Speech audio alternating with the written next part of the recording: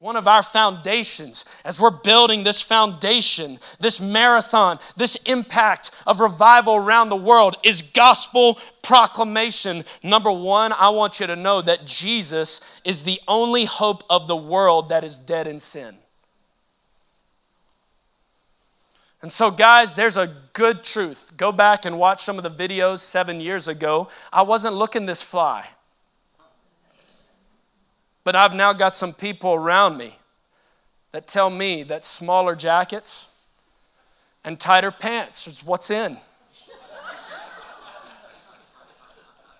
Some of y'all will never do it. I'm doing it.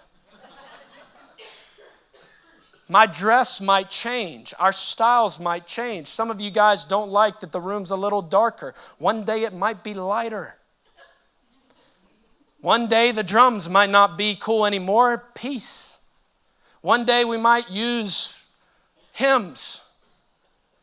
One day we might meet outside. One day we might meet inside. One day I might put a Garth Brooks mic back on.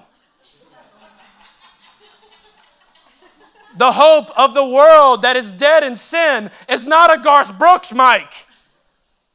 Is that still his name? I don't know. The hope of the world is who? And so one thing that will never change for Vintage Church is Jesus. And that's the why. Jesus is the hope of the world that is dead in sin. If you're here today and you say, I don't know Jesus, I'm dead in sin.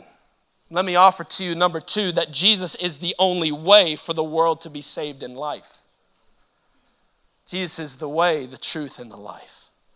And no one comes to the Father except through him.